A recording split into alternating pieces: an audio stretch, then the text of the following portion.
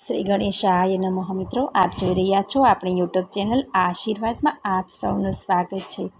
માણસે પોતાના કરેલા કર્મો ભોગવવા જ પડે। એમાં સારું કર્મ અને ખરાબ કર્મ કોને કહેવાય તથા ખરાબ કર્મનું ફળ ખરાબ અને સારા કર્મનું ફળ સારું અને કરેલા કર્મો આપણે ભોગવવા જ પડે તેના વિશે આજે આપણે આ વિડીયોમાં સાંભળીશું। જો આપને મારો વિડીયો પસંદ આવે તો લાઈક કરજો, શેર કરજો અને પહેલી વાર જો આ વિડીયો આ ચેનલમાં જોઈ રહ્યા હોય તો સબસ્ક્રાઈબ કરજો, જેથી મારા નવા વિડીયોની માહિતી તુરંત આપ સુધી પહોંચે। કરેલા કર્મ તો ભોગવવા જ પડે। કર્મ કર્યું કે તેનું ફળ ચોટ્યું સમજી લો, પછી તમે ફળ ભોગવવામાંથી છટકી શકો જ નહીં। છટકવા ગમે તેટલા તમે પ્રયત્ન કરો તો પણ ફળ ભોગવ્યા સિવાય કર્મ શાંત થાય નહીં। તમારી પાછળ ફળ ભમ્યા જ કરે, ભોગવાવીને છુટકારો કરે। કદાચ તમે બહુ બુદ્ધિશાળી હો અને આ દુનિયામાં કોર્ટમાં સારામાં સારો વકીલ તમને ઝાલી પાડે, છોડે નહીં ત્યાં સુધી વકીલને દલીલ કે સિફારસ પણ ન ચાલે। આજે આપણે આ વિડીયો મારફતે આપણે સાંભળીએ। ઘણા વર્ષ પહેલાંની વાત છે। અમદાવાદમાં એક પ્રખર વિદ્વાન સેશન્સ જજ હતા। જાતે નાગર બ્રાહ્મણ અને ચુસ્ત વેદાંતી, કર્મના કાયદાના અઢંગ અભ્યાસી સાબરમતી નદી પાસે રહેતા હતા। એક સવારે પરોઢિયે મણસ્કામાં થોડા અંધારામાં નદીના વાઘામાં કુદરતી આજતે જવા બેઠેલા હતા। ત્યાં નજદીકમાંથી એક માણસ દોડતો હતો। એની પીઠમાં પાછળથી આવતા માણસોએ ખંજરનો ઘા કર્યો અને આગળનો માણસ ઢળી પડ્યો અને તત્કાલ ત્યાં મૃત્યુ પામ્યો। આ દ્રશ્ય જજે નજરો નજર પ્રત્યક્ષ જોયું। ખૂની તો ભાગી ગયો, તેને પણ સેશન્સ જજે બરાબર ઓળખી લીધો। સેશન જજ ઘેરાવ્યા, પણ આ બનાવની કોઈને કશી વાત કરી નહીં, કારણ આ ખૂનનો કેસ છેવટે તો તેમની કોર્ટમાં જ આવવાનો હતો। પછી પોલીસ ઇન્કવાયરી શરૂ થઈ। 6 મહિનામાં સંપૂર્ણ ઇન્કવાયરી પૂરી થઈ। ખૂનનો કેસ દાખલ કર્યો। સેશન જજે જોયું તો ખરેખર ખૂની તેમણે તે દિવસે પ્રત્યક્ષ જોયો હતો, એના બદલે કોઈ બીજા જ ભળતા માણસને પોલીસે ગુનેગાર તરીકે રજૂ કરેલો। પછી કેસ ચાલ્યો, જડબેસલાક પુરાવા મંડાયા અને બનાવટી તહોમતદાર ખરેખર ખૂની સાબિત થયો।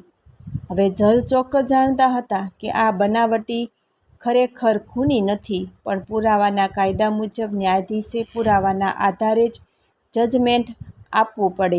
તેમાં ન્યાયાધીશનો પોતાનો અનુભવ કામ લાગે નહીં, એટલે બનાવટી તહોમતદારની સજ્જડ પુરાવાના આધારે ખૂની ઠરાવીને ફાંસીની સજા ફરમાવવાની સેશન જજને ફરજ પડે તેમ હતું। પરંતુ આ સેશન જજ પ્રખર વેદાંતી હતા। તેમને લાગ્યું કે ખરો ખૂની છટકી જાય અને નિર્દોષ બનાવટી માણસ મર્યો જાય, એટલે કોર્ટના ખૂની કેસ જાનો હુકમ ફરમાવતા પહેલાં સેશન જજે પેલા બનાવટી માણસને પોતાના ચેમ્બરમાં ખાનગીમાં બોલાવ્યો।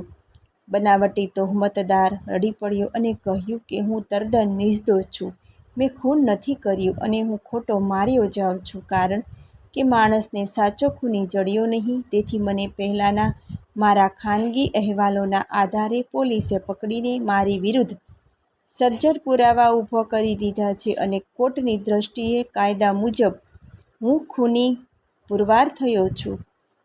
સેશન જજે કહ્યું કે આ હકીકત હું બરાબર જાણું છું। સાચો ખૂની મેં નજરો નજર જોયો છે, તેને હું ઓળખું છું, અને તું નિર્દોષ છે એ પણ હું બરાબર જાણું છું, પરંતુ મારા જજમેન્ટમાં હું આ વાત કાયદેસર લાવી શકતો નથી।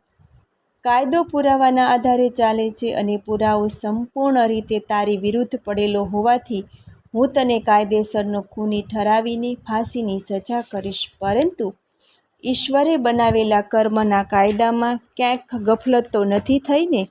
એની ખાતરી કરવા હું તને ખાનગીમાં એક સવાલ પૂછું, તેનો તું મને બિલકુલ સાચે સાચો જવાબ આપજે।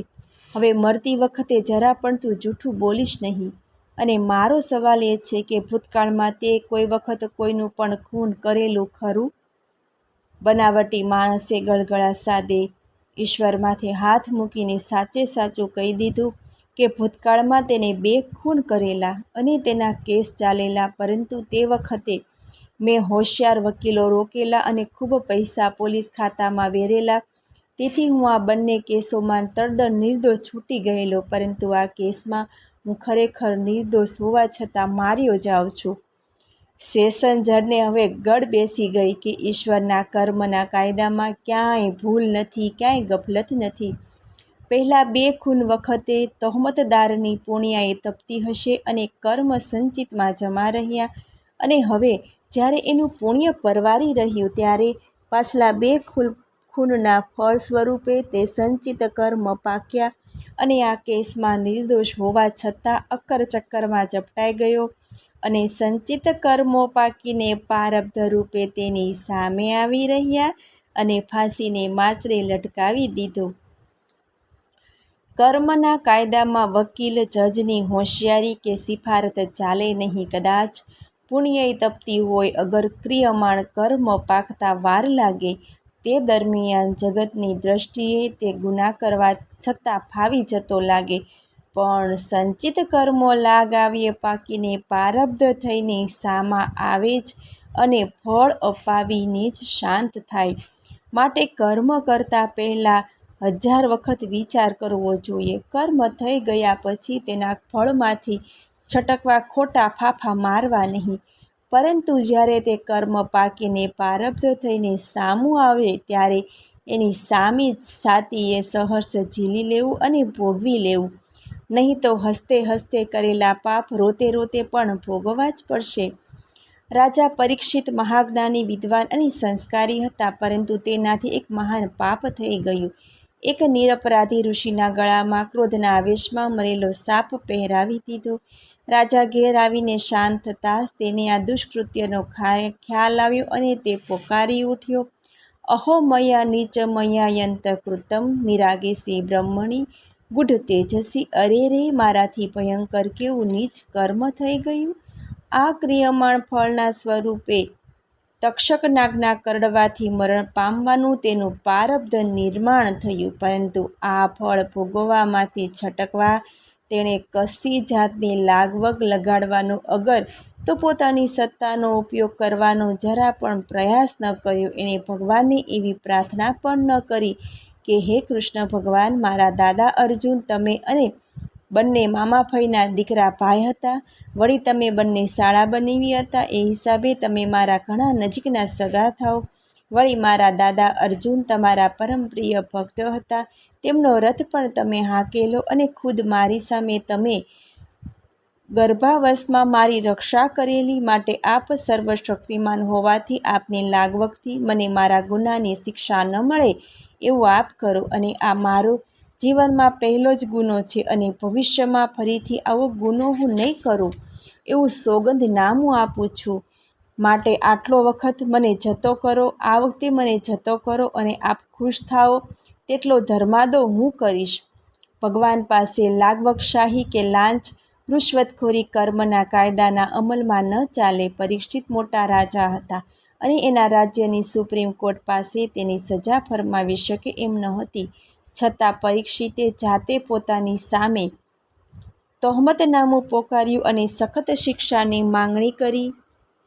પરીક્ષિત ખુદ પોતાની સામે તહોમતદારીને ફરમાવીને શું શિક્ષાની માંગણી કરી છે? મહર્ષિ વ્યાસ પરીક્ષિતના બોલેલા શબ્દો નીચે પ્રમાણે લખે છે, અહો મયા નીચ માર્યવત્તમ કૃતમ નિરાગસી બ્રહ્મણી ગુઢ તેજસી. અરે રે રે રે, મેં એક નિરપરાધી બ્રાહ્મણ સાથે ઘણું જ નીચ અધમ કૃત્ય કર્યું, અને મારા કરેલા ક્રિયમાણ કર્મના પરિણામે મારા પાપનો નાશ માટે તાકીદે મને શિક્ષા થાવો, જેથી કરીને ભવિષ્યમાં અગર મારો દાખલો લઈને બીજો કોઈ રાજા આવો નીચ ધંધો કરે નહીં. ધ્રુવમ તતો મે કૃતદેવલનાત ધૃત્યમ પ્રપસન્નાતિ દીધાતિ તથસ્તુ કામમ ત્વનિત્યક્રાયમ યથાનુકૃત્યમ પુનરેવમદા. અધેવ રાજ્ય બલમૃદ્ધો ક્રોશમ પ્રકૃતિ બ્રહ્મકુલાનલો મે દહતુ અભ્રવ્યસ્ય પુનઃ ન મેળભૂત પાપેયસિદ્ધ દ્વિજદેવ ગોભ્યઃ. અને મને શિક્ષા તરીકે તે બ્રાહ્મણ ઋષિના ક્રોધાગ્નિમાં મારું આખું રાજ્ય, બળ, સમૃદ્ધિ, કોષ ભંડાર વગેરે તાત્કાલિક બળીને ખાખ થઈ જાવ, જેથી કરીને બ્રાહ્મણ, દેવો, ગાયો વગેરે પ્રત્યે આવી વૃદ્ધિ મને ન સૂજે. પરીક્ષિતે પોતાના કર્મનું ફળ, ક્રિયામણ કર્મનું ફળ પ્રારબ્ધ સામી છાતીએ ભોગવી લીધું અને મોક્ષ પામ્યો. તેને કર્મના ફળમાંથી છટકવા લાગવકશાહીનો ઉપયોગ કર્યો હોત તો પણ કર્મ ફળ સિવાય છોડત નહીં, અને કર્મનું ફળ તો ભોગવવું જ પડે. સારા કર્મનું ફળ સારું અને ખરાબ કર્મનું ફળ ખરાબ ભોગવવા સિવાય છૂટકો જ નહીં. મને સાંભળવા બદલ ધન્યવાદ. જો આપને મારો વિડીયો પસંદ આવે તો લાઈક કરજો, શેર કરજો, અને પહેલીવાર જો આ વિડીયો આ ચેનલમાં જોઈ રહ્યા હોય તો સબસ્ક્રાઈબ કરજો, જેથી મારા નવા વિડીયોની માહિતી તુરંત આપ સુધી પહોંચે. ધન્યવાદ. જય શ્રી કૃષ્ણ.